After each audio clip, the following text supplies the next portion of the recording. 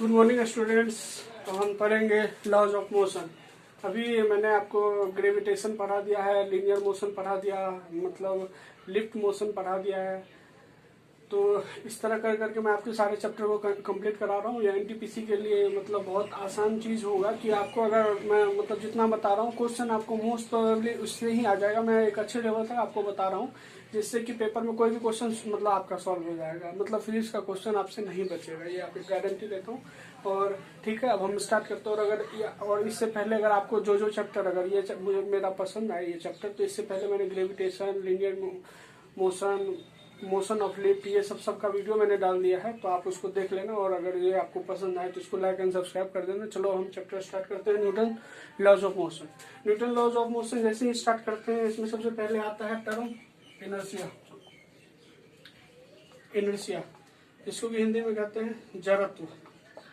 तो ये सब में आपको बस समझना है कि क्या है जड़त्व और इसका क्या एग्जाम्पल है। एग्जाम्पल पे ही इसका क्वेश्चन बनेगा।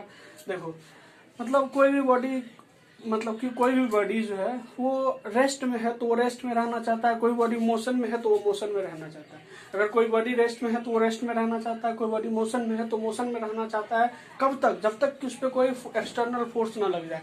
फॉर एग्जाम्पल देखो, आप कोई ट्रक है तो वो ट्रक शांत है तो रुका हुआ है।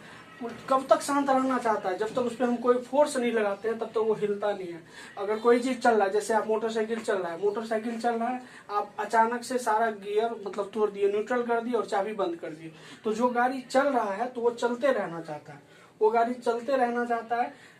तो आप देखते हो बंद करने के बाद गाड़ी बंद कर दे तो फिर भी वो रुकता नहीं है। क्यों? क्योंकि उसका है कि इनर्शिया में है, वो चल रहा है तो चलते रहना चाहता है, रुका हुआ है तो रुका हुआ रहना चाहता है। कब तक? जब तक उस पर कोई एक्सटर्नल फोर्स नहीं लगे। तो एक्सटर्नल फोर्स कुछ नहीं है। एक्सटर्नल फोर्स मतलब इनर्शिया बस इतना है कि जो जिस अवस्था में है, मतलब जो जिस पोजीशन में है वो उसी पोजीशन में रहना चाहता है जब तक कि उस पर कोई एक्सटर्नल फोर्स नहीं लग जाए। तो ये तो हो गया इनर्शिया। ये सारा चैप्टर बस समझने का है। आप ये जान लो कि जो मतलब जो जहाँ है वही रहना चाहता है जब तक कि कोई एक्सटर्नल फोर्स ना लग जाए। तो इनर्शिया तो हो गया। और इनर्शिया के बारे में, और इनर्शिया डिपेंड करता है, इसके लिए एक क्वेश्चन आपसे पूछेगा कि इनर्शिया डिपेंड किस पे करता है। इनर्शिया डिपेंड करता है मास पे। डिपेंड ऑन मास, ओनली मास पे डिपेंड करता है, मतलब द्रव्यमान पे डिपेंड करता है। ठीक है, द्रव्यमान पे डिपेंड करता है।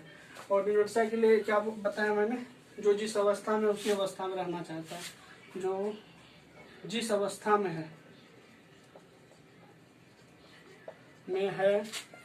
उसी अवस्था में रहना चाहता है, उसी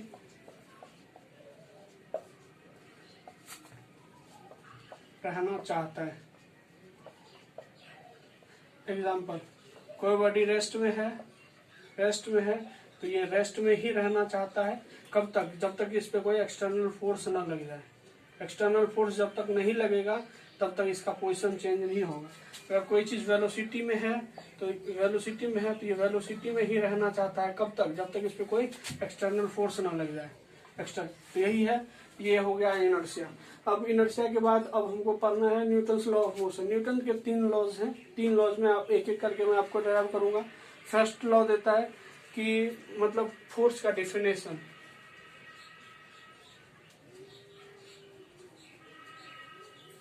तो ये मतलब फोर्स का डेफिनेशन देता है। तो अब आपको न्यूटन का फर्स्ट लॉ ऑफ मोशन में बताता हूँ। न्यूटन का फर्स्ट लॉ ऑफ मोशन, आपको इनर्शिया समझ में आ गया। इनर्शिया कुछ नहीं है, अगर कोई बॉडी रेस्ट में है तो वो रेस्ट में रहना चाहता है, कोई बॉडी मोशन में वो मोशन में रहना चाहता है। यही है ये, मतलब जो प्रॉपर्टी है, जो मैटर का प्रॉपर्टी है, जो कि जिस अवस्था में है उसी अवस्था में रहना चाहता है, उस प्रॉपर्टी को हम क्या कहते हैं? इनर्शिया। आपको इनर्शिया देख लो, कोई भी मतलब चीज है, वो जहां है वही रहना चाहता है, वो वही रहना चाहता है। इसका सिंपल सा मीनिंग है कि उसका मतलब इनर्शिया उसको बोल रहा है, मतलब उसी प्रॉपर्टी को हम इनर्शिया कहते हैं कि जिसके कारण वो अपना पोजीशन चेंज नहीं करना चाहता है। अब फर्स्ट लॉ ऑफ देखो, अब मैं लिख रहा हूं Newton's first laws of motion, या तो NLM बोल दो, N first LM, Newton first laws of motion. ठीक है, Newton first law of motion क्या कहता है कि कोई बॉडी रेस्ट में है, रेस्ट में रहना चाहता है, कोई बॉडी रेस्ट में है, रेस्ट में रहना चाहता है, तो ये प्रॉपर्टी को हम क्या बोल दिए थे, जड़त्व।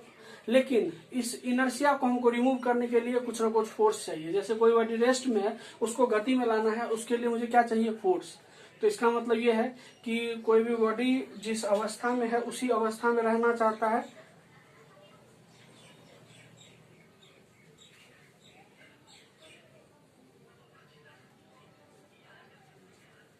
तो अगर देखो Newton first law of motion कुछ नहीं है, बस ये है कि अगर कोई बॉडी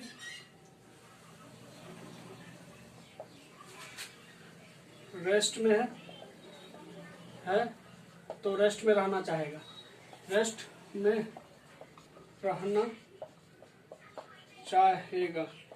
कोई बॉडी रेस्ट में है तो रेस्ट में रहना चाहेगा, कब तक, कब तक, जब तक कि इस पे एक्सटर्नल फोर्स ना लग जाए, ठीक है।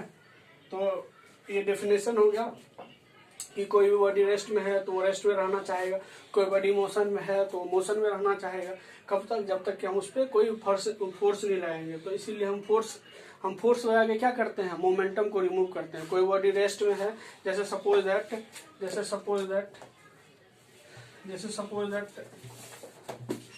दैट ये देखो, ये रेस्ट में है।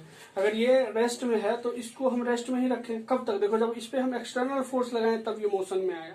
तो इसका मतलब इसका इनर्शिया इस मास का प्रॉपर्टी है कि इस मास की वजह से ये मूव नहीं करना चाहता, ये रेस्ट में है, रेस्ट में रहना चाहता है, लेकिन कब तक, जब तक हम इस पे एक्सटर्नल, जैसे ही हम एक्सटर्नल फोर्स लगाए तो इसमें मूवमेंट आ गया। तो फोर्स क्या है कि हम इससे फोर्स से क्या करते हैं, इनर्शिया को रिमूव करते हैं। फोर्स लगा के हम इनर्शिया को चेंज करते हैं। कोई चीज अगर ये इस मोशन में ऐसे ऐसे जा रहा है और ऐसे जा रहा है, मैंने ऐसे इधर से फोर्स लगा दिया, ये ऐसे जा रहा है, देखो ये है ना, ऐसे जा रहा है और मैंने इधर से फोर्स लगा दिया, तो ये रुकेगा मतलब ये चलना चाहता था, क्योंकि इसका इनर्शिया मोशन था कि मतलब गति में इसका इनर्शिया था कि चल रहा है तो चलते रहना चाहेगा, लेकिन कब तक, जब तक हम इसको फोर्स नहीं लगाए। तो Newton first law of motion इतना ही करता है कि अगर कोई बॉडी रेस्ट में है तो रेस्ट में रहना चाहेगा, कोई बॉडी मोशन में रहना चाहेगा, कब तक, जब तक कि हम उस पर एक्सटर्नल फोर्स नहीं लगाएंगे। ये आपका हो गया Newton first law of motion. Newton first law of motion का मैं एग्जांपल आपको बताता हूँ क्या है। और हाँ, ये जान लो कि Newton first law of motion क्या देता है, ये करता है फोर्स को डिफाइन, कर देता है। ये मतलब परिभाषा दे देता है फोर्स का, Newton first law of motion. अब इसका एग्जांपल देता हूँ। अब देखो एक चीज, कोई गाड़ी चल रहा है, अभी मैंने आपको बताया कि मोटरसाइकिल चल रहा है, मोटरसाइकिल में आपने सडनली उसको बंद कर दिए, मतलब न्यूट्रल करके बंद कर दिए, तो वो चल रहा है तो चलते रहना चाहेगा। तो अब देखो, अब एक एग्जांपल में बता रहा हूँ कि अब मैं मोटरसाइकिल पे हूँ, मोटरसाइकिल में 20 के स्पीड से चल रहा है, 20 के स्पीड से चल रहा है, मैंने अचानक से लगाया ब्रेक। तो मोटरसाइकिल अगर 20 के स्पीड चल रहा है तो उस पर मैं बैठा हुआ हूँ, मैं भी 20 के स्पीड से चल रहा हूँ। तो अगर मैं 20 के स्पीड से, मोटरसाइकिल 20 के स्पीड से, और देखो मैं भी मोशन में हूँ, ये भी मोशन। अब मैंने ब्रेक किस पे लगाया, ब्रेक मैंने मोटरसाइकिल पे लगाया, तो मोटरसाइकिल की गति में सडनली मतलब रुकावट आया, मतलब ये ब्रेक लगा, लेकिन मेरा भी तो मोशन था, तो हम अपना मोशन को कंट्रोल नहीं किया, इसीलिए हम आगे बढ़ जाते हैं। तो न्यूटन का फर्स्ट लॉ इसमें मतलब हमको ये बताता है कि जैसे अगर हम अपना रेस्ट, मतलब हम दोनों मोशन में थे, लेकिन एक पे ब्रेक लगा तो एक पे ब्रेक लगा और हम आगे चले गए। क्यों? क्योंकि हम अपना मतलब मोशन में थे, मोशन में ही रहना चाहते हैं। तो इसीलिए मतलब ये आपको एक एग्जाम्पल है कि एक मतलब कोई है, दो मतलब ये हूँ और ये मेरा बाइक है, ठीक है, बाइक। तो बाइक से हम जा रहे हैं, अब मैंने सडनली क्या अप्लाई किया, ब्रेक अप्लाई किया। तो ब्रेक अप्लाई करने से क्या चेंज आया कि गाड़ी तो यही है और हम इस तरफ शिफ्ट हो गए, हैंडल की तरफ शिफ्ट हो गए। तो ये ऐसा क्यों हुआ कि ये 20 के स्पीड से 20 मीटर पर सेकेंड था, तो ये भी 20 मीटर पर सेकेंड था, ये अब 10 मीटर पर सेकेंड हो गया ब्रेक अप्लाई करने से, और ये 20 मीटर ही पर सेकेंड। तो ये सडनली आगे जाएगा। तो रीजन आपको पता चल गया। अब देखो यही एग्जांपल देखो कि ये गाड़ी रुका हुआ है, ठीक है, ये गाड़ी रुका हुआ है। सेकेंड एग्जांपल देखो, फर्स्ट एग्जांपल क्या बताया मैंने कि हाँ कोई गाड़ी चल रहा है, गाड़ी में आदमी है, कोई गाड़ी चल रहा है, गाड़ी में आदमी है, 20 के स्पीड से चल रहा है, 20 के स्पीड से चल रहा है। सडनली मैंने ब्रेक अप्लाई किया तो गाड़ी का क्या हुआ, मतलब वेलोसिटी डिक्रीज, वेलोसिटी जैसे डिक्रीज हुआ, अचानक से ब्रेक अप्लाई किया तो फिर मुझे क्या पता चला, गाड़ी भी स्पीड 20 में था, मेरा भी स्पीड 20 में था, लेकिन गाड़ी की स्पीड को हम सडनली कम किए तो मेरा स्पीड 20 में था, 20 में ही रहना चाहा, इसीलिए हम आगे पहुंच गए। अब कोई चीज, अब हम एक है इनर्शिया ऑफ रेस्ट, अगर हम रेस्ट में है, जैसे मेरा गाड़ी रेस्ट में है, हम भी रेस्ट में है, गाड़ी मेरा रेस्ट में रुका हुआ है, हम भी रेस्ट में। अब क्या किए, सडनली गाड़ी चल गया, 10 मीटर पर सेकंड के स्पीड से, तो सडनली गाड़ी चल गया तो इसमें चेंज क्या आया कि गाड़ी का तो स्पीड हो गया 10 मीटर पर सेकंड और आदमी इधर की तरफ शिफ्ट हो जाएगा। क्यों शिफ्ट होगा आप देखो, क्योंकि ये रेस्ट में था, ये रेस्ट में था और गाड़ी भी रेस्ट में था, तो दोनों रेस्ट में था, रेस्ट में रहना चाहेगा, लेकिन हम फोर्स किस पे लगाएं, फोर्स लगाएं गाड़ी पे लगाएं तो गाड़ी तो सडनली पड़ गया, लेकिन हम अपना थे रेस्ट में ही, लेकिन गाड़ी की वजह से हम थोड़ा सा ऐसे हो गए। क्यों, क्योंकि हम रेस्ट में ही रहना चाहे, लेकिन मेरा जो नीचे वाला सरफेस है वो आगे की तरफ जाने का कोशिश किया। क्यों, क्योंकि हमारा मतलब हम चाहते थे रेस्ट में रहना, क्योंकि हम रेस्ट में थे, लेकिन जब फोर्स लगा तो हम पीछे की ओर हो गए। क्यों हुआ, क्योंकि हम रेस्ट में थे, रेस्ट में रहना चाहते थे और ये मोशन में आ गया तो इसीलिए हम पीछे की ओर हो गए। अब से और एक चीज देखो, अब हम जैसे कभी क्या होता है ना, आम तोड़े हो क्या, आम जब तोड़ोगे तो देखोगे कि आम जो टहनी पे लटका हुआ होता है तो हम एक वैसे मतलब पेड़ को, टहनी को पकड़ के ऐसे हिला देते हैं, तो हिला देते हैं, उसमें क्या होता है, जैसे आम लटका हुआ है तो आम लटका हुआ है तो वो इनर्शिया ऑफ रेस्ट है, मतलब रेस्ट में है। आप उस मतलब जैसे टहनी को हिलाते हो सडनली, तो टहनी को हिलाना, आम तो रुकना वही चाहता था, आम रेस्ट में ही रहना चाहता था, लेकिन टहनी को हिला देने से क्या हुआ कि आम को आप मतलब आपने मतलब फोर्स लगा दिया तो आम चाहता था रेस्ट में ही रहना, लेकिन टहनी ने उस उधर फोर्स लगाया और टहनी कमजोर होता है, इसीलिए आम टूट जाता है। तो ये एग्जाम्पल भी आपको याद रखना है कि पेड़ वेड़ से हम कोई भी, जैसे हम पेड़ के टहनी को हिलाते हैं तो पत्ता और फ्रूट्स जो भी लगा हुआ होता है क्यों टूट जाता है, क्योंकि फ्रूट्स जो लगा हुआ वो चाहता है कि हम रेस्ट में रहें, लेकिन हम फोर्स लगा दिए टहनी में फोर्स लगाए तो उसका जो टहनी उसमें फोर्स लगा तो वो सडनली उसको मूव कराना चाहा, लेकिन जो चीज रेस्ट में है वो रेस्ट में ही रहना चाहता है, तो रेस्ट में ही रहना चाहता है तो वो इनर्शिया ऑफ रेस्ट का एग्जाम्पल हो गया।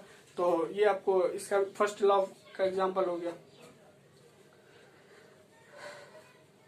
अब देखो, आप ये देखे होंगे गांव में कि ब्लैंकेट जो होता है, ब्लैंकेट को क्या करते हैं ना कि ब्लैंकेट को जब मतलब ठंडी आने वाला होता है उससे पहले क्या करते हैं, ठंड मतलब उसको मतलब गंदा उसका साफ करवाते हैं। कैसे क्या करते हैं, उसको ब्लैंकेट को धूप में दे देते हैं, धूप में देके उसको लाठी से पीटते हैं तो देखते हैं कि गंदा पूरा ऊपर ये मतलब वो हो जाता है। क्यों होता है कि देखो क्या होता है उसमें कि गंदा और ब्लैंकेट दोनों रेस्ट में था और जैसे ही हम फोर्स लगाए ब्लैंकेट में तो जहां ब्लैंकेट था वहां गंदा था। अब क्या हुआ, ब्लैंकेट पे लगा फोर्स लगा तो ब्लैंकेट चाहा कि हम नीचे शिफ्ट हो जाते हैं, लेकिन गंदा वहीं का वहीं रह गया, इसीलिए धूल बाहर में उड़ जाता है। ये भी Newton first law of motion का एग्जाम्पल है। और आप देखो एक ग्लास है, ये सब कॉमन एग्जांपल है, आपको यही पूछेगा कि हाँ आपको बस इतना देखना है कि अच्छा कोई चीज जिस अवस्था में है उसी अवस्था में रहना चाहता था, अब हम कोई बल लगाएं तो ये फर्स्ट लॉ के बारे में बोलता है। फर्स्ट लॉ डिफाइन करता है कि क्यों बल लगा, इससे बल लगा के हम क्या करते हैं, कितना बल लगा, ये हमको Newton second law of motion से चलेगा, ठीक है। और हम किस पे कितना बल लगाएं तो वो हम पे कितना लगाया, ये थर्ड लॉ मतलब इक्वेशन पे मोशन पे पता चलेगा। तो देखो एक मतलब इस पे पेपर था और इस पे एक सिक्का था, ठीक है, सिक्का था। तो हम क्या करते हैं कि सडनली इस पेपर को खींच लेते हैं, तो पेपर को खींच लेते हैं फिर भी ये ग्लास में गिरता है, ग्लास में गिर जाता है। तो ये ग्लास में गिरने का रीजन क्या है कि ये जो सिक्का ग्लास में गिरता है इसका रीजन ये है कि ये पहले पेपर पे रेस्ट में था और रेस्ट में था तो ये रेस्ट में ही रहना चाहता है। हम क्या किए, सडनली इस पे लगा दिए फोर्स पेपर पे, तो पेपर खींचे तो ज्यादा स्पीड से खींचे और वो मतलब सिक्का जहां रहना चाहता था वहीं रहना चाहा और ये पेपर तो निकल गया, इसीलिए वो जहां रेस्ट में था रेस्ट में ही रहना चाहा। अगर आप देखो ग्लास है, ग्लास के बीच में कोई सरफेस है और वो ग्लास के सरफेस पे रेस्ट में है, अगर हम उस सरफेस को हटा दिए तो वो रेस्ट में ही रहना चाहता तो ग्लास में ही गिरेगा, इसीलिए सिक्का ग्लास में गिरता है।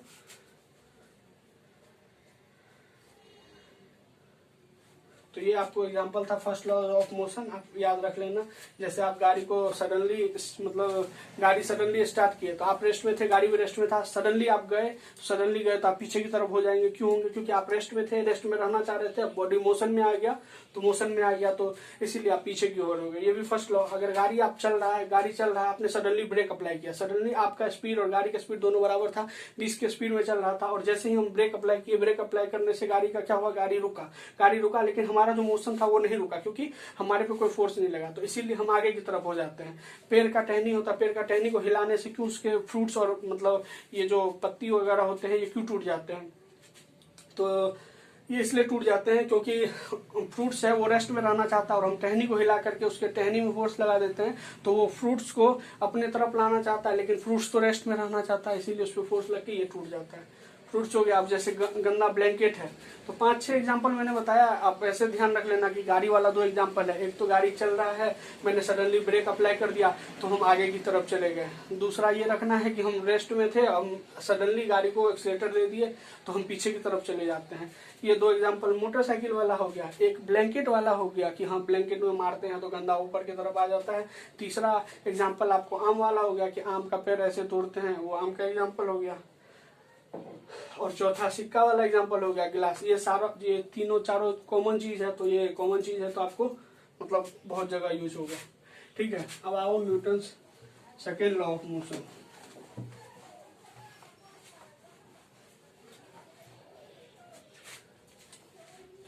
Newton's second laws of motion. Newton second laws of motion.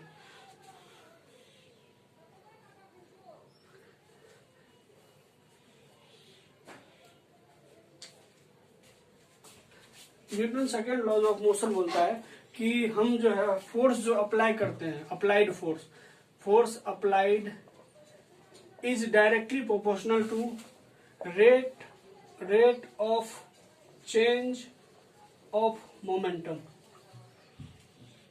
Hindi में बोले तो कि हम अप्लाइड फोर्स जो होता है, अप्लाइड फोर्स डायरेक्टली प्रोपोर्शनल होता है कि संवेग में चेंज के दर के डायरेक्टली प्रोपोर्शनल। मतलब संवेग जैसे rate of change of momentum, तो mv minus mu by T ये होता है। और ये आपको मैं डायग्राम के साथ समझा देता हूँ कि देखो ये एक बॉडी है, ठीक है, मास है, और ये एक बॉडी है, ठीक है। ये पहले u वेलोसिटी से था, ये अब v वेलोसिटी हो गया। u वेलोसिटी था, ये v वेलोसिटी हो गया। इसका मतलब वेलोसिटी में चेंज आया। वेलोसिटी में चेंज कौन डालता है? एक्सेलरेशन।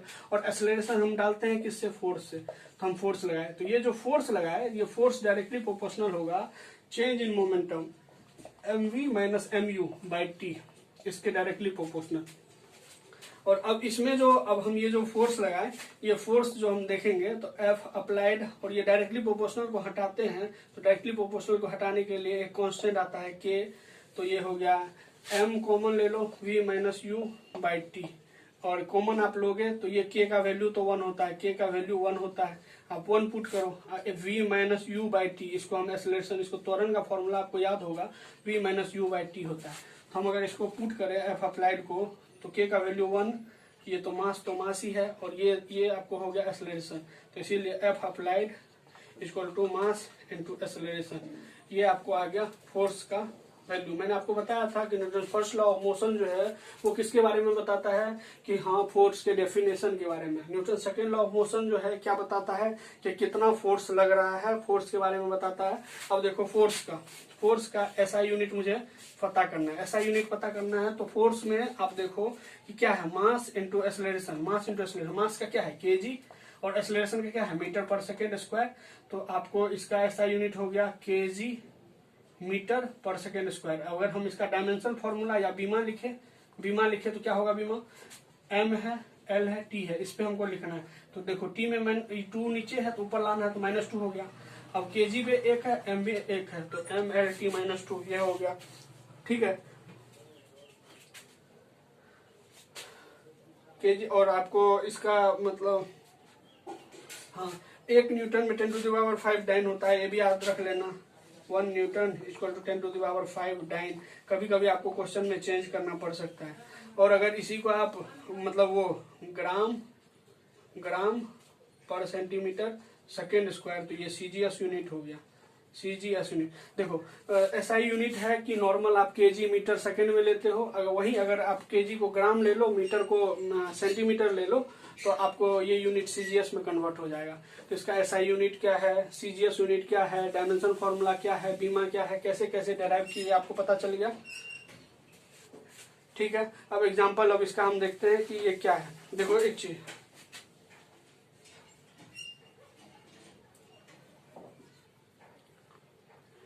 क्रिकेट का बॉल और टेनिस का बॉल, तो दोनों में क्या अंतर है। देखो क्रिकेट का बॉल से आपको ज्यादा चोट लगता है, क्यों? क्योंकि वो थोड़ा हार्ड होता है। हार्ड होता है मतलब इसका मतलब मास उसका ज्यादा होता है, मास ज्यादा होता है तो उसका मोमेंटम ज्यादा होगा। तो चेंज इन मोमेंटम देखेंगे, चेंज इन मोमेंटम जिसमें ज्यादा तो उसमें फोर्स ज्यादा। तो अगर दो बॉल में कंपेयर करें तो टेनिस बॉल से कम चोट लगता है, और आपको ये वाला बॉल जो होता है मतलब कॉर्केट बॉल जो क्रिकेट खेलते हैं उससे ज्यादा चोट लगता है।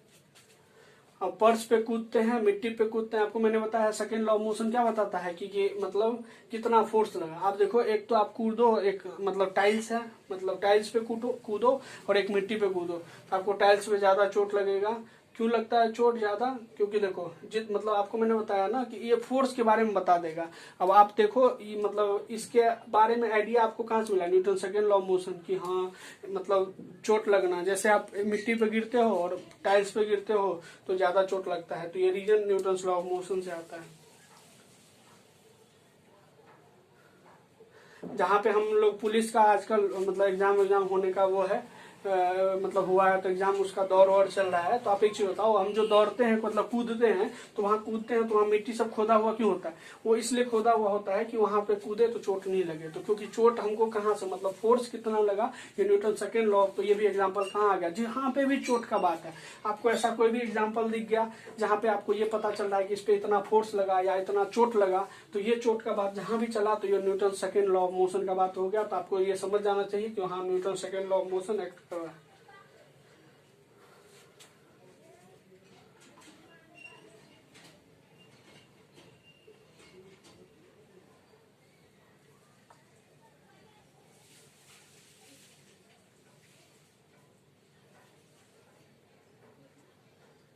अब एक चीज और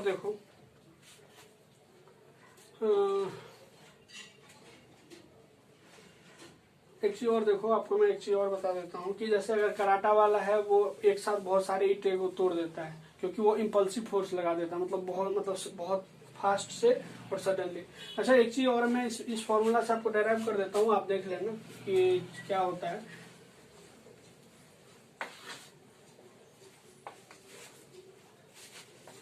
देखो force directly proportional to I M V minus U by T, ठीक है। तो ये अगर आप इसको मतलब डायरेक्टली प्रोपोर्शनल को हटा के लिखोगे, के का वैल्यू तो 1 ही है तो इससे कोई मैटर नहीं है, तो V minus U by T लिखोगे, एम माइनस वी। तो ये एफ इंटू टी करोगे ना, एफ इंटू टी, तो ये आ गया एम वी माइनस यू। तो इसको लिखेंगे एम डेल्टा वी, एम मतलब डेल्टा वी मतलब इसको बोलेंगे change in momentum, change in momentum मतलब संवेग में चेंज, और इसको एफ इंटू टी को बोलते हैं हम इम्पल्स। तो इम्पल्स बराबर इम्पल्स का फॉर्मूला आप याद रख लेना, एम डेल्टा वी। इम्पल्स जहां भी आए तो इम्पल्स का एम डेल्टा वी, और इम्पल्स क्या होता है, फोर्स इंटू टाइम, ठीक है। इम्पल्स के बारे में भी आप जान लेना, फोर्स इम्पल्सिव होता है, ठीक है। अब ये इम्पल्स के बारे में पता चल गया।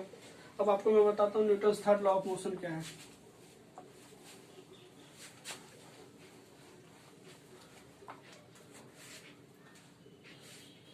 Newton third law of motion, देखो Newton third law of motion कहता है कि जैसे आप देखो एक ये बॉडी है, ठीक है, एक ये बॉडी है, तो इसको ऐसे ड्रॉ करो। ये बॉडी m kg का है, तो इस पे फोर्स लगेगा mg लगा फोर्स, इस बॉडी पे mg फोर्स लगा। तो इस बॉडी ने इस सरफेस पे mg फोर्स लगाया। तो आप जानो Newton third law of motion कहता है कि every action and reaction are equal in magnitude but opposite in direction. अगर हम आप देखोगे कि mg मास है, mg मास सरफेस पे फोर्स लगा रहा है, तो सरफेस पे फोर्स लगा रहा है तो अब सरफेस भी इस ऑब्जेक्ट पे फोर्स लगाएगा। तो वो फोर्स जो लगाएगा ये mg, और ये इस मतलब सरफेस जो भी फोर्स लगाता है उसको हम बोलते हैं normal force. Surface phenomena, normal force surface phenomena है और नॉर्मल फोर्स लगाता है। जैसे अगर आप सरफेस पे लगाओगे जितना फोर्स उतना सरफेस आप पे लगाएगा। तो इस चीज से आपको क्या देखने के लिए मिल रहा है कि एक्शन अगर होगा तो उसका रिएक्शन भी होगा, एक्शन होगा तो उसका रिएक्शन भी होगा। और इन दोनों का मैग्नीट्यूड सेम होगा, दोनों का जो है परिमाण सेम होगा। मैग्नीट्यूड से मतलब जितना अगर 10 न्यूटन हम नीचे लगाएं तो 10 न्यूटन ऊपर लगेगा। तो और देखने के लिए क्या मिला, लेकिन दोनों का डायरेक्शन अपोजिट होगा, डायरेक्शन अपोजिट होगा। क्योंकि इस पे जो मतलब देखो, अगर इस पे फोर्स अगर नीचे की तरफ, बॉडी से इस पे फोर्स नीचे की तरफ, तो इससे इस बॉडी पे ऊपर की तरफ, मतलब फोर्स का डायरेक्शन अपोजिट है। और क्या है, फोर्स लगने का जो है फोर्स एक बॉडी पे तो नीचे लग रहा है, नीचे, और दूसरे बॉडी पे, सेकेंड बॉडी पे ऊपर मतलब फोर्स जो एक्ट कर रहा है ना टू डिफरेंट बॉडी पे, दो डिफरेंट बॉडी पे फोर्स करेगा। तो अब Newton third law of motion यही कहता है, every action and reaction are equal in magnitude but opposite in. जितना बल हम लगाएंगे, अगर हम दीवार में अगर बल लगाएंगे 10 न्यूटन, तो हम दीवार में 10 न्यूटन लगाए तो दीवार मेरे हाथ पे लगाएगा 10 न्यूटन। इस चीज से क्या मिला कि हम अगर जितना बल लगाते हैं उतना बल लगाता है, इसका मतलब मैग्नीट्यूड समान। अगर हम दिशा इधर मेरा आगे की तरफ है तो बोर्ड हमको इधर पीछे की तरफ लगा रहा है, इसका मतलब इसका दिशा ऑपोजिट होता है। और अगर हम हाथ से बोर्ड पे बल लगाते हैं तो बोर्ड हाथ पे लगाता है, इसका मतलब जो बल मतलब इसमें यूज होता है वो दो डिफरेंट बॉडी पे यूज होता है। और दोनों का दिशा, अगर हम हाथ से उधर आगे की तरफ तो ये मेरे इधर पीछे की तरफ, तो इसका मतलब ये डायरेक्शन अपोजिट होता है। तो ये 4 पॉइंट आपको Newton third law of motion के बारे में जानना चाहिए कि हाँ कैसे कैसे क्या होता है। न्यूटन थर्ड लॉ क्या है, action and reaction are equal in magnitude but opposite in direction, but they work on 2 different body, मतलब अलग अलग बॉडी पे, और इसका डायरेक्शन अलग होता है। ठीक है, ये सब चीज आप याद रख लेना। आपको ऐसे कुछ भी इसमें से पूछा जा सकता है, कोई भी चीज डायरेक्ट पूछा जा सकता है। अब देखो गेंद है, अब हम एक गेंद को यहाँ फेंक दिए, गेंद को यहाँ फेंके तो गेंद आपके पास वापस रिवाउंड क्यों हुआ, गेंद वापस क्यों आया? गेंद वापस इसलिए आया क्योंकि जितना फोर्स आपने इसको लगाया उतना फोर्स इसने आपको लगाया। ठीक है, एक एग्जांपल तो ये ब्लॉक वाला मैंने बताया है कि ब्लॉक जितना सरफेस पे फोर्स लगाया उतना सरफेस ब्लॉक पे फोर्स लगाया। ये भी एक्शन एंड रिएक्शन का एग्जांपल है। अब देखो पानी में हम तैर रहे हैं, पानी में तैर रहे हैं तो हम क्या करते हैं, हाथ से क्या करते हैं, हम पानी को पीछे की तरफ वो धकेलते हैं। तो पीछे की तरफ हम धकेलते हैं, इसका मतलब हम फोर्स कहाँ लगा रहे हैं, पीछे की तरफ। तो पानी हम पे फोर्स कहाँ लगा रहा है, आगे की तरफ। तो मतलब हम जितना फोर्स पानी पे लगा रहे हैं पीछे की तरफ, सेम उतना फोर्स पानी लगा रही है हमारे पे आगे की तरफ। मतलब दोनों फोर्स का डायरेक्शन अपोजिट है, दोनों का मैग्नीट्यूड, मतलब जितना फोर्स हम पानी पे लगा रहे हैं उतना फोर्स पानी हम पे लगा रहा है। तो फोर्स का मैग्नीट्यूड सेम है, बट डायरेक्शन उसका अपोजिट है। ठीक है,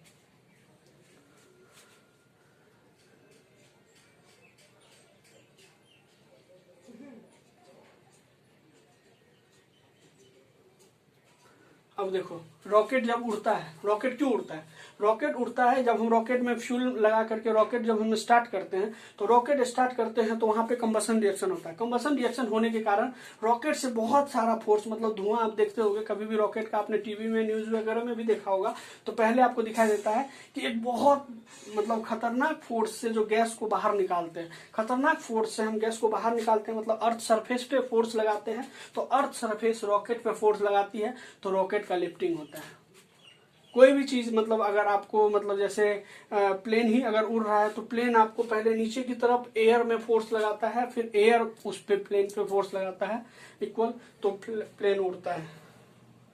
आप देखो नाव में जब हम उतरते हैं,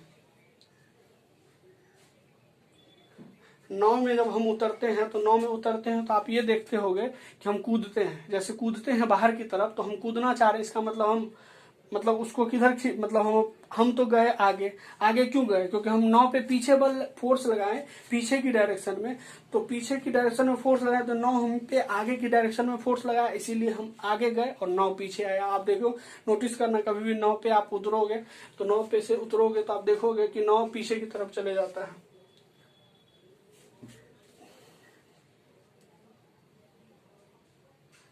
अब देखो, आप नाव में जो चलते हो, जैसे आपको तैरने का एग्जांपल मैंने बताया कि हाँ अगर आप तैर रहे हो, जैसे पानी को आप पीछे की तरफ धकेल रहे हो तो पानी आपको, उसी तरह नाव में जो तैरने के लिए जो वो होता है उसको बांस या जो भी चीज यूज करते हैं, आप देखो उससे क्या करते हैं, पानी को हम पीछे धकेलते हैं, तो पानी को पीछे धकेलते हैं तो नाव किधर जाता है अपना आगे।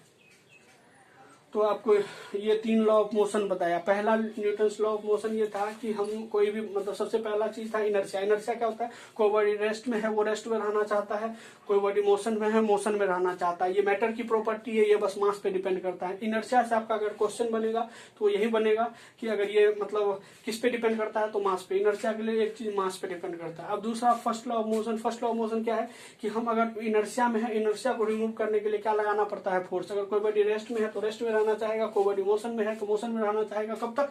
जब तक कि उस पर कोई एक्सटर्नल फोर्स न लग जाए। तो Newton first law of motion हमको फोर्स का डेफिनेशन बताता है। जैसे हम क्या करते हैं, आम तोड़ रहे हैं तो टहनी को हिला दिए तो आम टूट गया, कंबल में पीट रहे हैं तो धूल ऊपर की तरफ हो रहा है। ये सब फर्स्ट लॉ का एग्जांपल है। अब जैसे न्यूटन सेकेंड लॉ, अगर हम कितना फोर्स लगाए, हमको कितना फोर्स का आइडिया कौन देता है? Newton second law of motion. Newton जैसे हम क्या होता है कि चेंज इन मोमेंटम के दर के डायरेक्टली प्रोपोर्शनल टू, मतलब संवेग में परिवर्तन के दर के डायरेक्टली प्रोपोर्शनल होता है बल डायरेक्टली मतलब समानुपाती होता है। तो ये Newton second law of motion. Newton third law of motion है कि जितना एक्शन है उतना रिएक्शन होगा। अगर हम किसी चीज पे फोर्स लगा रहे हैं तो वो भी मेरे पे फोर्स लगाएगा। वो force, action and reaction equal in magnitude but opposite in direction. दोनों का डायरेक्शन अपोजिट होगा। दोनों फोर्स अलग अलग बॉडी पे काम कर रहा है। अगर हम, मेरा हाथ इस पे काम कर रहा है तो ये इसका फोर्स मेरे हाथ पे काम कर रहा है। हम इसको आगे की तरफ धकेल लेते हैं, हमको पीछे की तरफ धकेल रहा है। और दोनों का फोर्स का डायरेक्शन, इसका इधर है तो इसका इधर है, दोनों का डायरेक्शन अलग है। तो आप ये चीज देखोगे, ये Newton third law of motion है। यहाँ तक मैंने पढ़ा। Newton third law of motion के बाद में इसका एग्जांपल भी मैंने बताया कि रॉकेट का उड़ना हुआ, नाव से उतरना हुआ, पानी में तैरना हुआ। और आप देखोगे Newton third law of motion का बहुत है। जैसे अब हम सैटेलाइट, जैसे अब हम चंद्रमा पे गए, मतलब कोई ऐसे मतलब प्लैनेट पे गए जहाँ पे कि एयर है ही नहीं। तो एयर है ही नहीं तो हम क्या करते हैं ना, उसमें उसको घुमाते हैं ना इस तरह, मतलब उसके जो उसमें जो पंखा लगा होता है जैसे हेलीकॉप्टर में पंखा, उसको इस तरह करके उसके में वेलोसिटी प्रोड्यूस करते हैं, जिससे कि एक्सटर्नल फील्ड, मतलब जैसे हम वेलोसिटी घुमाते हैं तो आपको पता होगा कि हम घुमाने से हमको कोई ना कोई फोर्स लग जाता है। वो फोर्स लगने के कारण फिर हम डायरेक्शन मोड़ते हैं। तो Newton third law of motion का बहुत सारा एग्जाम्पल है। कहीं पे भी आप देखो कि आप कहीं फोर्स लगाते हो, अब हाथ से दीवार पे मारे तो आपको चोट क्यों लगा? क्योंकि हाथ से आप दीवार पे मारे तो दीवार पे जितना फोर्स आप लगाए दीवार आप पे उतना लगाया। तो और आपको कोई बॉल नीचे से आप पटक रहे हो, वो वापस आ रहा है। इसका सिंपल सा ये मीनिंग है कि जितना आप उस पे नीचे के उसके पर्स पे लगाए उतना वो पर्स आपके गेंद पे लगाया। तो ये मतलब Newton third law of motion है। अब देखो, अब इसको मैं मतलब एक ट्रिक से आपको मैं मतलब ट्रिक क्या है, मैं आपको बेसिक चीज समझा देता हूँ कि रेस्ट एंड मोशन का अपोज ये बताता है फर्स्ट लॉ। ठीक है, रेस्ट एंड मोशन का बताता है क्या? First law. और फोर्स ज्यादा लगा कम लगा, ज्यादा या कम, सेकेंड लॉ बताता है। और चोट लगा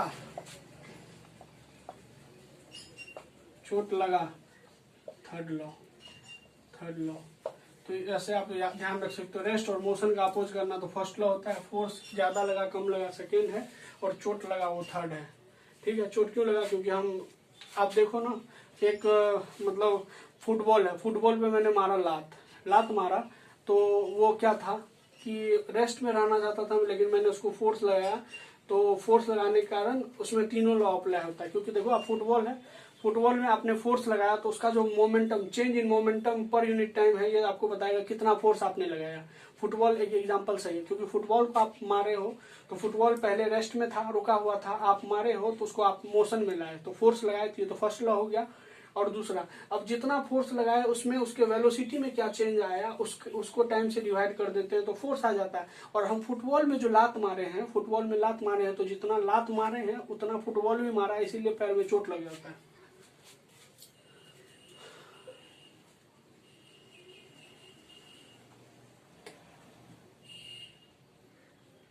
अब आपको मैं बता रहा हूं,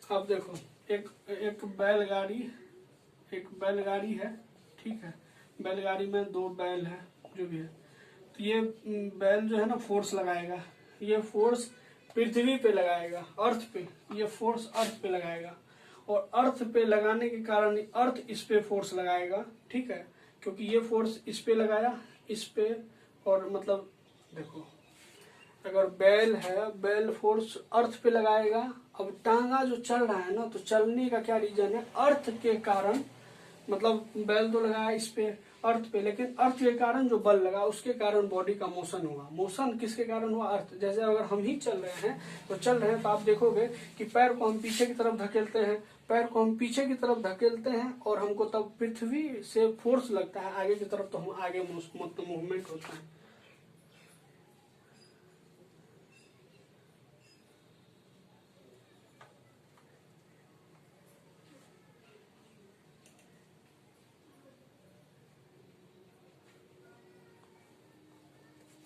क्वेश्चन देखो, एक क्वेश्चन देखते हैं। क्वेश्चन है 500 केजी, 500 केजी का एक कार है, 500 केजी का एक कार है, ठीक है, 500 केजी का एक कार है, जो कि ये कार है 500 केजी, कितने के स्पीड से, 10 मीटर पर सेकंड के स्पीड से जा रहा है, 10 मीटर पर सेकंड के स्पीड से जा रहा है, और ये ब्रेक अप्लाई किया तो ये तय किया गया, यहाँ पे ये रुक गया, रेस्ट में आ गया, तो ये ब्रेक अप्लाई किया, तो ये डिस्टेंस इसने कितना कवर कर लिया, 50 सेंटीमीटर डिस्टेंस। तो आप एक चीज देखो, इसमें ये और ये, मतलब डिस्टेंस और वेलोसिटी आपको याद, जैसे ही डिस्टेंस वेलोसिटी मैंने बोला, आपको थर्ड इक्वेशन आ जाना चाहिए, v² plus 2as, u² plus 2as। तो ये मेरा फाइनल वेलोसिटी क्या है, 0, ब्रेक अप्लाई करने के बाद 0। u की स्क्वायर क्या है, u मेरा 10 का है, 10 गुना 10, 10 का स्क्वायर, 2a क्या है मेरा, a मुझे फाइंड करना है, a फाइंड करना है। मीटर पर सेकंड था तो 50 को हम मीटर में बदल लेंगे, s पुट किए तो मीटर में बदल लेंगे, 1/2 हो गया, 1/2 हो गया, 50 को 1/2, ये 2 से 2 काट गया, तो ये बचा a, तो इसका प्लस हो गया ना, ये हो गया 100 प्लस a, तो a क्या आ गया, a हम, ये तो 0 था, तो a को इस साइड लाए, तो हमको a आ गया आपको -100 मीटर पर सेकेंड स्क्वायर, मीटर पर सेकेंड स्क्वायर। अब हमको क्वेश्चन में क्या पूछा है, कार को रोकने में बल क्या लगा। अब ये कार को यहाँ रोकने में क्या फोर्स लगा, कार स्टॉप करने में क्या फोर्स लगा। तब इसका आंसर, फोर्स इक्वल टू क्या होता है, mass into acceleration, acceleration mass देखो कितना है, 500 केजी, 500 केजी, और एक्सेलरेशन मेरा कितना है, एक्सेलरेशन कितना है, 100, 50,000 न्यूटन फोर्स लगेगा, ठीक है। और ये आपको क्यों बताया, कि देखो कोई भी वैल्यू जा रहा है, तो जा रहा है, अगर इसको मुझे रोकना है तो इसको इधर से फोर्स, इसीलिए आपको फोर्स का डायरेक्शन नेगेटिव आया है, क्योंकि हम जा इधर रहे हैं, अगर फोर्स इधर लगाएंगे तो वेलोसिटी इंक्रीज हो जाएगा, इसका वेलोसिटी हमको कम करके 0 करना है, तो हमको फोर्स इधर से मतलब पीछे की तरफ लगाना पड़ेगा, और फोर्स पीछे की तरफ लगाना पड़ेगा, इसीलिए माइनस आपको रिप्रेजेंट करता है, मेरा फोर्स पीछे की तरफ आया है, ठीक है। ये था आपका क्वेश्चन।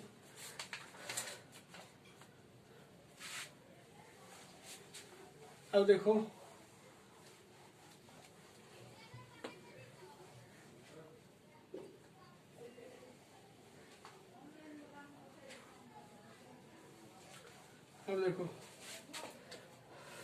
अब आता है लीनियर मोमेंटम।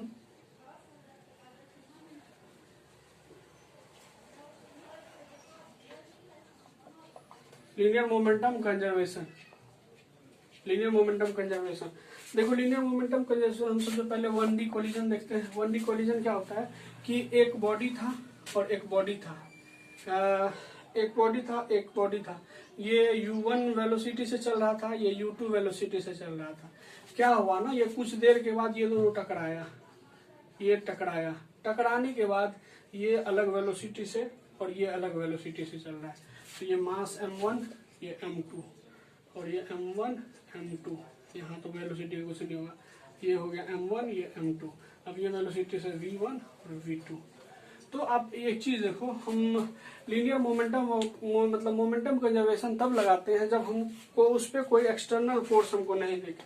और एक्सटर्नल फोर्स तो ये तो कोलिजन से पहले, ये जब तक टक्कर नहीं हुआ तो ये बिफोर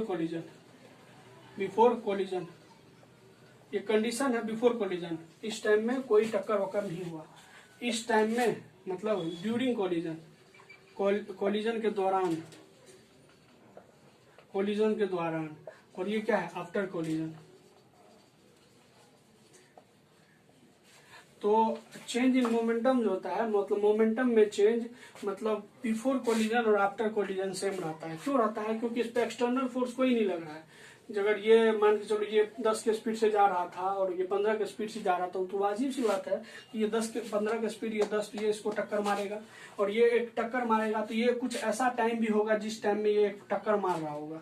तो टक्कर मारने के बाद ये इसका वेलोसिटी तो कुछ कम हुआ होगा और इसका बढ़ गया होगा, तो लेकिन बढ़ गया होगा, लेकिन इसमें मोमेंटम कंजर्व होगा। क्यों? क्योंकि एक्सटर्नल फोर्स, मोमेंटम कंजर्वेशन लगाने का सिंपल सा मीनिंग है कि जहां पे फोर्स मतलब एक्सटर्नल फोर्स नहीं है। अभी आपको मैंने बताया था कि हम कहीं पे भी मतलब मोमेंटम चेंज करने के लिए अप्लाइड फोर्स मतलब मोमेंटम चेंज करते हैं तो फोर्स लगता है तो मोमेंटम चेंज होता है। आपको Newton second law of motion में मैंने क्या बताया कि अगर मोमेंटम चेंज हो रहा है, मोमेंटम चेंज होने का क्या रीजन है कि उस पर फोर्स अप्लाई हो रहा है तो मोमेंटम चेंज होगा। लेकिन यहाँ क्या है कि मतलब फोर्स हमको है ही नहीं तो मोमेंटम चेंज नहीं होगा। तो इसका मतलब बिफोर कोलिजन जो मोमेंटम होगा, change in momentum, after collision जो मोमेंटम होगा ये सेम होगा। तब इसके लिए हम ये लिख सकते हैं कि इसके लिए m1 u1 डायरेक्शन आगे की तरफ है, ये भी आगे की तरफ है, तो m1 u1 plus m2 u2, क्योंकि ये बिफोर कोलिजन है, बराबर m2 m1 v1 plus m2 v2। मतलब जो बिफोर कोलिजन और आफ्टर कोलिजन सेम है। क्यों? क्योंकि F एक्सटर्नल इक्वल टू 0। अगर जहां पे भी एक्सटर्नल फोर्स 0 हो गया तो आप मोमेंटम कंजर्वेशन लगा सकते हो, क्योंकि वहां पे कोई बाहरी बल ही नहीं है जो इसको बदलाव करेगा। अगर कोई चीज है, आप 10 के स्पीड से जा रहा है, इसको मैंने ठोकर मारने के बाद ही तो उसका वेलोसिटी चेंज हो जाएगा। लेकिन जब उस पर कोई एक्सटर्नल फोर्स नहीं है, तब तक हम उसके वेलोसिटी को चेंज कर सकते हैं, लेकिन हमको मोमेंटम उसमें कंजर्व होगा। अगर एक्सटर्नल फोर्स 0 है तो मोमेंटम कंजर्व होगा। अब इस पे बेस्ड मैं आपको एक क्वेश्चन करा देता हूँ, ठीक है।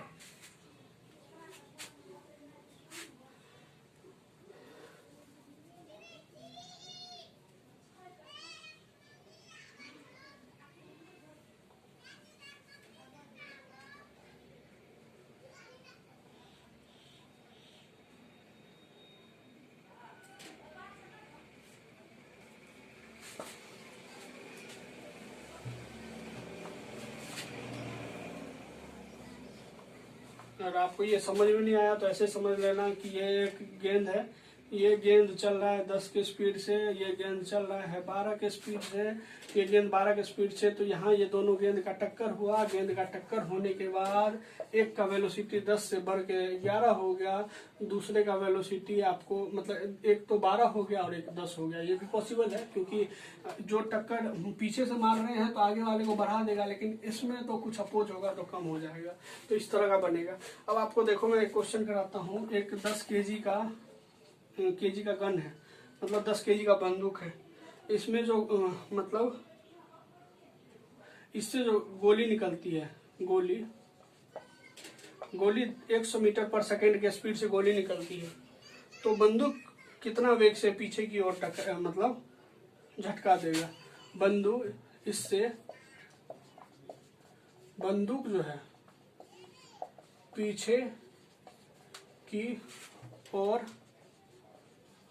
कितना झटका देगा, झटका देगा। तो आप एक चीज देखो, मतलब एक तो ये बंदूक ही बना लो, बंदूक बना लो, बंदूक बनाए और ये क्या है, गोली, ठीक है, तो गोली है। तो जब बंदूक अभी रेस्ट में है, अभी गोली नहीं चला है, अब ये है ना रेस्ट, अब गोली चल चुका है, गोली चल चुका है, ठीक है, गोली चल चुका है, तो ये तो जाएगा पीछे की तरफ, ये आगे की तरफ। क्यों? क्योंकि देखो ये इस पे जितना फोर्स बंदूक गोली पे लगाया, तो गोली भी इस पे उतना फोर्स पीछे की तरफ लगाएगा। तो देखो अब मोमेंटम क्या था, इसको m1 मानते हैं, इसको m2 मानते हैं गोली को। तो ये क्या था, m1 पहले था तभी जीरो में था, मतलब वेलोसिटी जीरो, m2 भी तभी रेस्ट में था तो वेलोसिटी जीरो। अब जो वेलोसिटी आया ये m1 इंटू v1 और ये m2 इंटू v2। अब m1 ये तो जीरो हो गया टोटल, तो जीरो हो गया, तो अब एक को मैंने इधर कर दो, तो m1 v1 equal to m2 v2, एक में माइनस लगा दो, कोई में भी, क्योंकि एक अगर गन पे आगे लगेगा तो इस पे पीछे लगेगा। अब देखो गन का मास दिया हुआ है कितना, 10 kg दिया हुआ है, और मास 10 kg, मुझे वेलोसिटी फाइंड करना है। इसका मास दिया हुआ है 100 ग्राम, 100 ग्राम को पहले केजी में चेंज कर लो, और इसका गन का वेट नहीं, गन का वेलोसिटी दिया हुआ, वेट भी दिया हुआ होगा, 100 ग्राम का गोली है, गोली वेग इतना है और 100 ग्राम वेट है, 100 ग्राम वेट है, तो 100 ग्राम वेट है, 100 ग्राम को 1000 से डिवाइड किया तो केजी में बना लिए, और इसका वेलोसिटी कितना है 100, ठीक है। तो ये 2 0 0 काटो, 1 0, ये बचा कितना 10, तो ये 10 काट दो। अगर v1 देखो तो आपको आएगा -1 मीटर पर सेकेंड। इसका सिंपल सा मीनिंग है, अगर गोली आपको आगे जा रहा है 100 मीटर पर सेकेंड से, ये केजी मास इसका था 100 ग्राम और इसका 500 केजी, 100 ग्राम 500 केजी, इसका वेलोसिटी रेस्ट में है, ये भी रेस्ट में है। तो हम क्या लगाए, क्यों, देखो बंदूक और गन एक अलग सिस्टम है, इस पे बंदूक गोली पे लगाया, गोली बंदूक, तो ये दोनों इंटरनल फोर्स है इसका। और जब तक हम एक्सटर्नल फोर्स, जैसे ये दोनों, आपको क्या लगता है ये इस पे नहीं लगाया फोर्स, ये इस पे नहीं लगाया तभी तो इसका वेलोसिटी बदला, इसका बदला, तो मतलब ये दोनों इंटरनल फोर्स है, मतलब जो सिस्टम बना वो सिस्टम के अंदर फोर्स है। अगर सिस्टम के अंदर फोर्स है तो सिस्टम के अंदर फोर्स होने के कारण कोई भी मतलब मोमेंटम में चेंज नहीं आता है। लेकिन अगर एक्सटर्नल फोर्स है तो मोमेंटम में चेंज आएगा, और यहाँ एक्सटर्नल। उसी तरह गन और बुलेट सिस्टम जो होता है, गन बुलेट सिस्टम जो है, दोनों एक पार्टिकुलर सिस्टम है, तो मतलब गन से बंदूक पे लगा, बंदूक से गन पे लगा, ये मतलब खुद पे तो लग रहा है, इंडिविजुअल तो लगा, लेकिन टोटल ये सिस्टम पे एक्सटर्नल फोर्स नहीं है, इसीलिए मोमेंटम कंजर्व रहा। मोमेंटम कंजर्व हुआ तो इसका m1v1 मतलब m1u1 प्लस m2u2 लिखे, फिर m1v1, क्योंकि बिफोर कोलिजन और आफ्टर कोलिजन लिखे तो हमको v1 फाइंड हो गया, पता चल गया इसका कि बंदूक का जो स्पीड होगा 1 मीटर पर सेकंड होगा। निगेटिव ये सिंबल बता रहा है कि बंदूक पीछे की तरफ जाएगा। अब कोलिजन के टाइप देख लेते हैं।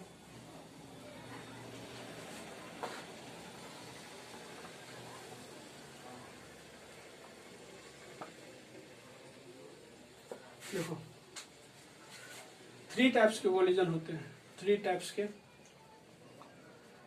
कोलिजन। 3 टाइप्स के कोलिजन में क्या है, इलास्टिक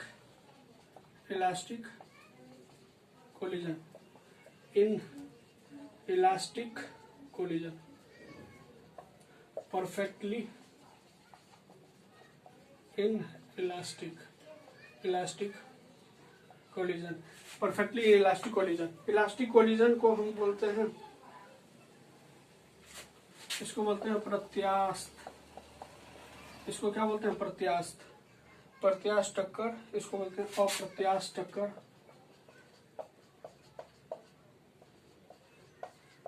और इसको बोलते हैं पूर्णतः अप्रत्यास्थ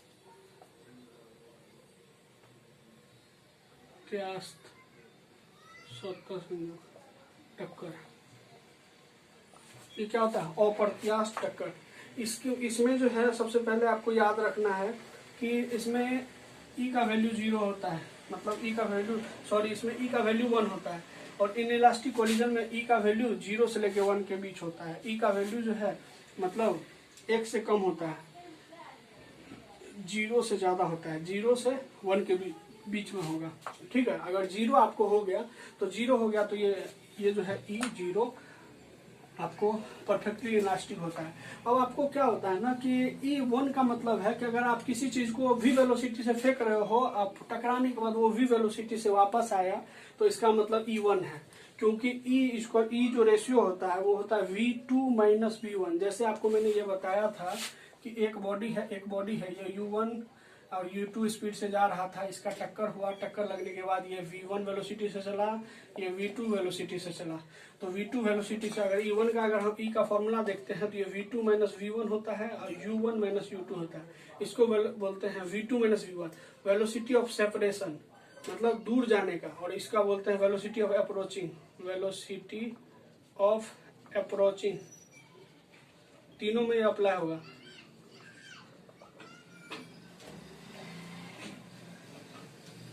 देखो मतलब V2 माइनस V1 मतलब V1 जो है पहले टक्कर होने के बाद इसमें सेपरेशन हो रहा है, मतलब एक का वेलोसिटी बढ़ गया एक का कम, लेकिन ये दोनों मतलब U1 के स्पीड से जा रहा था, ये मतलब U2 के पास जाना चाह रहा है और V2 भागना चाह रहा है, मतलब V2 माइनस V1 सेपरेट होना चाह रहा है। तो ऊपर में होगा वेलोसिटी ऑफ सेपरेशन, नीचे में होगा वेलोसिटी ऑफ अप्रोचिंग। तो E इसका रेशियो है।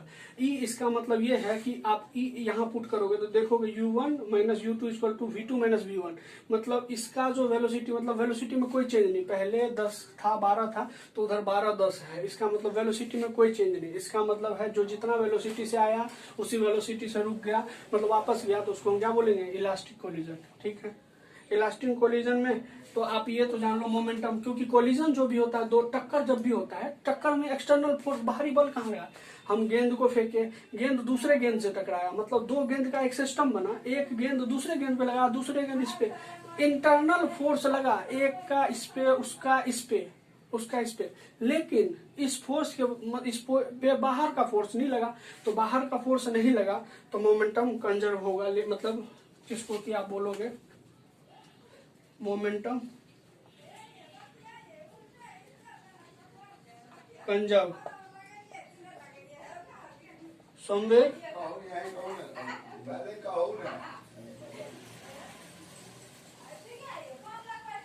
संवेग संरक्षित, इसमें सब में अप्लाई होगा, ये सब में।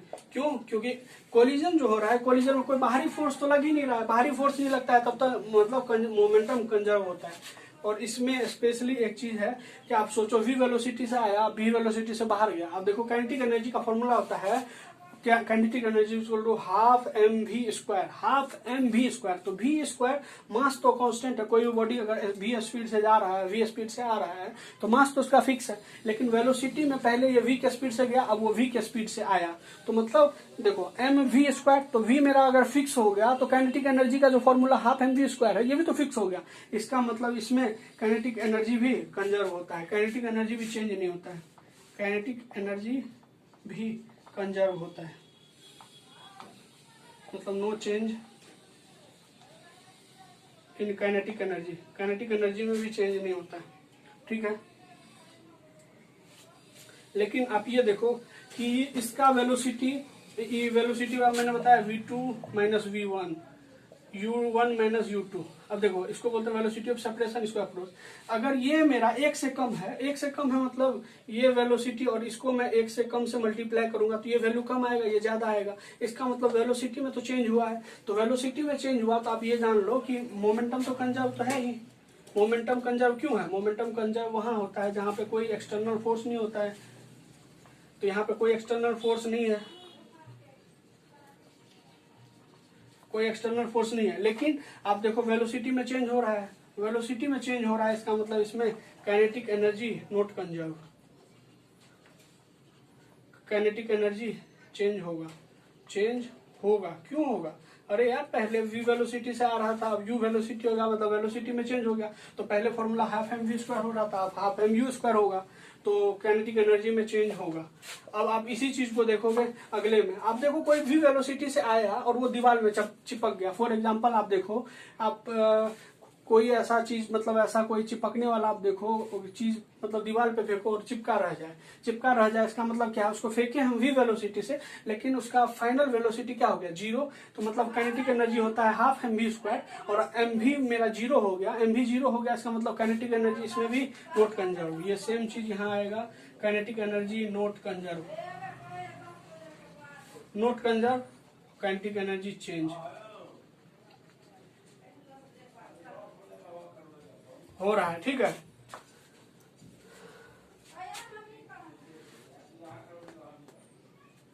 ठीक है, आपको ये 3 टाइप का कोलिजन आ गया, ये सारा चीज मैंने आपको बता दिया।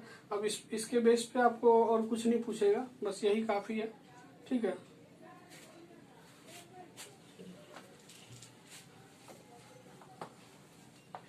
ये आपका चैप्टर कंप्लीट है, न्यूटन्स लॉज ऑफ मोशन। अगर मैं देखता हूँ, अगर मेरे पास टाइम होगा तो मैं एक बार आपको रिवाइज भी करा दूंगा। और हाँ, आपको ये मेरा वीडियो पसंद आए तो आप मेरे चैनल को प्लीज़ लाइक एंड सब्सक्राइब कर देना, और अगर कोई गलती है तो आप मुझे कमेंट करके बताना, मैं उसको सुधार करने का कोशिश करूँगा। ठीक है, जय हिंद, थैंक यू।